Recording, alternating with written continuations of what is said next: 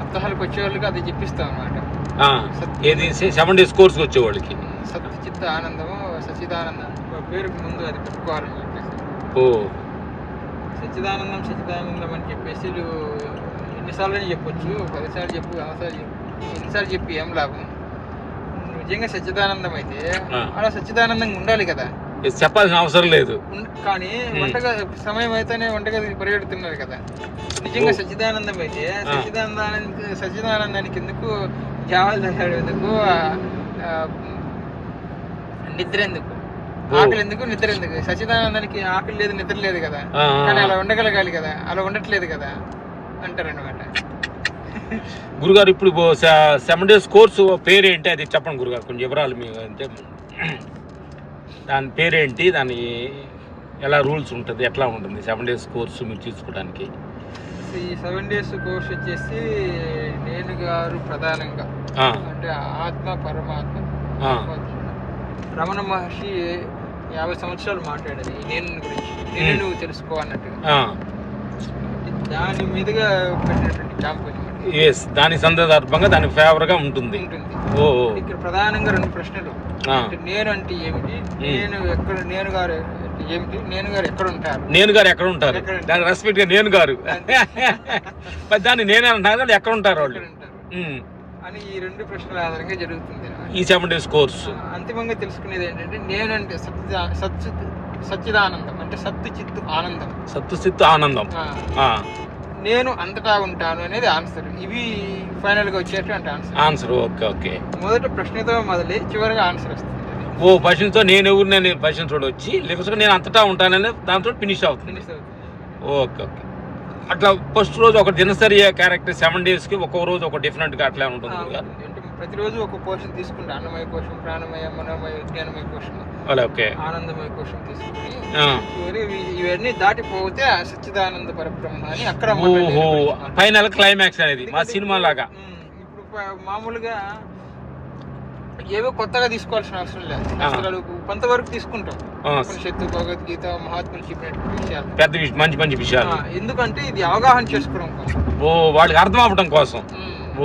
తర్వాత మేము వెంటనే దాన్ని ప్రాక్టీస్ చేయడం అన్నట్టు. అన్నమయ కోశంలో శరీరం సంగతి చూస్తాము. శరీర నిర్మాణాలు అవి అస్థిపంజరాలు ఉన్నాయి, అవి స్వయంగా ఆ పనులు చేయలేవు. చేయాలంటే ఏదో ఒక శక్తి కావాలి. ఏమిటి ఆ శక్తి అన్నప్పుడు మళ్ళీ ఇక్కడ నేను గురించి వచ్చింది. అలాగే ప్రాణమయ కోశంలో ఇప్పుడు ప్రాణానికి మనసుకు అవినాభావ సంబంధం ఉంది.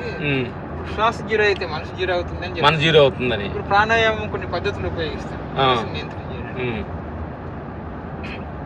అని. ఆ ప్రాణం సంగతి, ఆ ప్రాణం చేసే పని లోపల ఎంత చేస్తుంది అన్ని, ఆ ప్రాణం గురించి వివరించుకొని దానికి మంచితనాన్ని అన్ని చేస్తుంది కదా. అంటే ప్రాణానికి మనసు పుట్టు స్థానం ఒకటే అని చెప్పేసి తెలుసుకోవడం కోసం ఈ థియరీ లాస్ట్ మళ్ళీ క్లైమాక్స్ అంటే ఇదంతా చేస్తుంది లోపల. గుండె కొట్టుకోవడం, బెడ్ సర్క్యులేషన్, కళ్ళు చూడడం, మాట్లాడటం, చిన్న ప్రాబ్లం వచ్చినా అంత తారుమారైపోతుంది. అవేవి జరగకుండా చేస్తుందంటే ఇంత సిస్టమేటిక్ గా చేసేటువంటి ఏదో ఒక తెలివైనటువంటి శక్తి ఉండాలి కదా. మళ్ళీ ఆ శ్వాస జరిగితేనే ఇదంతా జరుగుతుంది, ఈ సర్క్యులేషన్ అంతా జరుగుతుంది. కొంతమంది యోగులు ఆపేస్తామంటున్నారు ఆ శ్వాస. ఇవన్నీ జరుగుతున్నాయి కదా, కానీ ఇది ఎంత జరగాలంటే దీనికి ఏదో ఒక శక్తి కావాలి. అదేమిటంటే మళ్ళీ నేను దగ్గరికి వస్తుంది. అబ్బా అంటే ఎటు తిరిగినా నేనే. మళ్ళీ ఈ 2 దాటి మనసు వస్తుంది. మనసు మనోమయ కోశంలో మనసు యొక్క గొప్పతనం అది తెలుసుకుంటే ఏమైనా చేయగలదు. క్షణాల్లో ఎక్కడికైనా వెళ్ళదు. ఆకాశం అమెరికా వెళ్తుంది, ఇక్కడికి వచ్చింది, ఇంకో స్వర్గాన్ని కూడా సృష్టించగలదు. స్వర్గం లాగా అటువంటి గొప్ప మనసుని నియంత్రణ చేయాలంటే ఎట్లాగా? అలాంటి గొప్ప మనసుని దాన్ని అర్థం చేసుకోవాలంటే, నిరంతరం చేయాలంటే, ఓకే, నియంత్రించాలంటే మనసు మన ఆధీనంలోకి తెచ్చుకోవాలంటే, మన కంట్రోల్ లేక నియంత్రణ చేయాలంటే ఇష్టం వచ్చినట్టు పోవడమే దాని స్వభావం. అటువంటి మనసుని నియంత్రణ చేయాలి. ఒక చోట కూర్చోబెట్టాలంటే ఏం చేయాలి? అసలు మనసు అనేది ఒకటి ఉందా అనేది మళ్ళీ క్లైమాక్స్ వస్తుంది. మనసు అనేది ఒకటి ఉంటే అసలు మనసు అంటే ఏమిటి, దాని యొక్క గొప్పతనం ఏమిటి, దాని గుణగణాలు ఏంటి, దాన్ని ఎలాగ నియంత్రణ చేయాలన్నప్పుడు ఫైనల్ గా ఇదిగో మనసు అనేది ఒకటి లేదు, ఆలోచనలే మనస్సు, ఆలోచనలే మనసు. ఆలోచన లేకపోతే గాఢ నిద్ర స్థితిలో నువ్వు అది అనుభవిస్తున్నావు కదా. కదా, ఏది లేదు, నువ్వు లేవు, నీ ఊరు లేదు, నీ పేరు లేదు, నీ అడ్రస్ లేదు, నీ ప్రాంతం లేదు. కాబట్టి అటువంటి మనసు లేనటువంటి థాట్లెస్ స్టేట్, మైండ్లెస్ స్టేట్కి వెళ్ళడమే మనసు లేనటువంటి స్థితి నీ అసలైనటువంటి స్థితి. అదే సచ్చిదానంద పరబ్రహ్మ. మళ్ళీ దానికి ఆడే వస్తుంది. ఇంకా విజ్ఞానమయ కోశం అంటే 4వ దాంట్లో అక్కడ ఏంటంటే బ్రహ్మసత్యం జగన్ మిథ్య అని చెప్తున్నారు కదా, దాన్ని నిరూపణ చేస్తాం అన్నమాట. దాన్ని నిరూపణ చేస్తారు, నిరూపించాలి.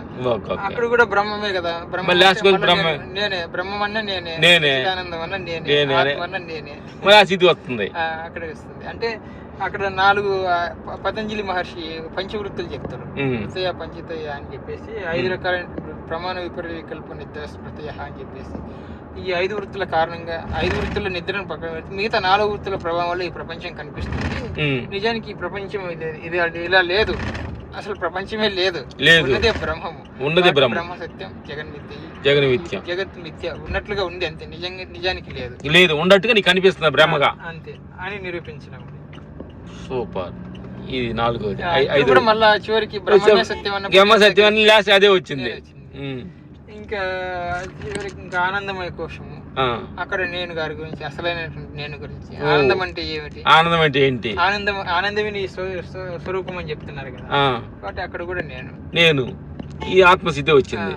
ఈ 3 దాటి కూడా ఉన్నది సచ్చిదానందం, అది ఎప్పుడు ఉన్నది, ఆ నేను గురించే మాట్లాడదాం అనమాట ఎక్కువ. ఈ ఆత్మ పరమాత్మ దీంట్లో భాగంగా నువ్వు అన్ని రకాలుగా అంటే మానసికంగా ప్రపంచ విషయాలని మానసికంగా అన్నిటి క్లైమాక్స్ 6, 7 వీటిల్లో లాస్ట్ లో వివరించి ఫినిషింగ్ ఆత్మసత్యమే అనే జగత మిథ్యం అనే సత్యాన్ని కొట్టేస్తారు.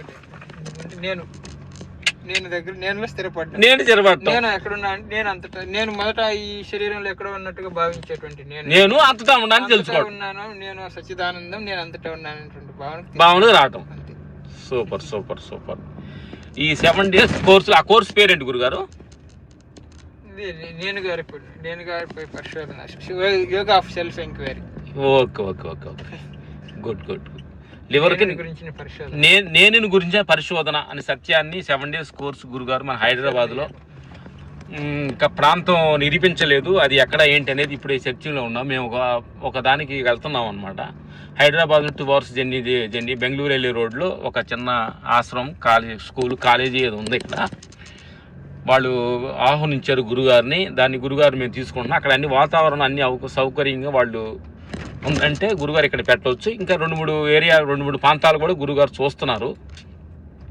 అంటే వచ్చినప్పుడు ఒక 6 months ఒకసారి వచ్చినప్పుడు ఒకసారి రకంగా 2-3 మాసాల రాటలు కూడా. ఎందుకంటే ఈ ప్రాంతం వచ్చిన వాళ్ళు ఆ ప్రాంతం రారు కాబట్టి హైదరాబాద్కి కొంచెం చుట్టుపక్కల కొంచెం 7 days ఉండే కోర్సు ఇవన్నీ ఉండగలిగితే గురుగారు ఇలా ఏర్పాటు చేస్తున్నారు. అవి త్వరలోనే మీకు ఫోన్ నెంబర్స్, కొన్ని గురుగారు అడ్రస్తో ఎలా అక్కడ జాయిన్ అవ్వాలి, కోర్సు రాబోయేటప్పుడు కొన్ని రూల్స్లు కూడా వాళ్ళు ఫోన్ ద్వారా తెలుసుకొని ఆ సిద్ధాంతాన్ని పాటించి మీరు దానిలో పాల్గొనవచ్చు.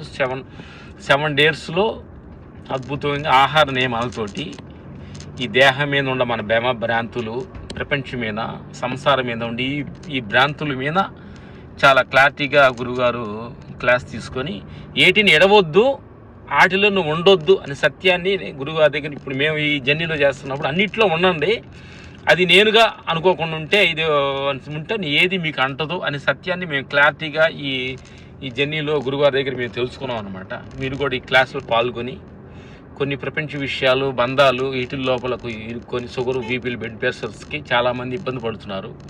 టెన్షన్స్ తోటి నిద్ర పట్టకుండా ట్యాబ్లెట్స్ ఇట్లా వేసుకొని, కొంతమంది నిద్ర కోసం డ్రింక్, ట్యాబ్లెట్స్ ఇట్లా వేసుకొని చాలామంది ఇబ్బంది పడుతున్నారు. వాళ్ళకి ఇలాంటి ఒక అద్భుతమైన సత్యంలోకి మనం ఏది తెలుసుకుంటే ఇదంతా సత్యం అనే సత్యాన్ని మన గురుగారు వివరంగా చెప్తారు. వాటి కోర్సుని కొంచెం ఆహార నియమాలతోటి కొన్ని పద్ధతులు కూడా కొంచెం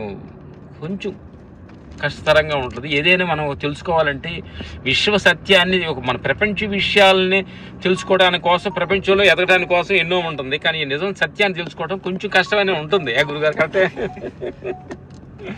అని చెప్తూ ఓకే, థ్యాంక్ యూ. మళ్ళీ ఇంకో భాగాలు కలుద్దాం.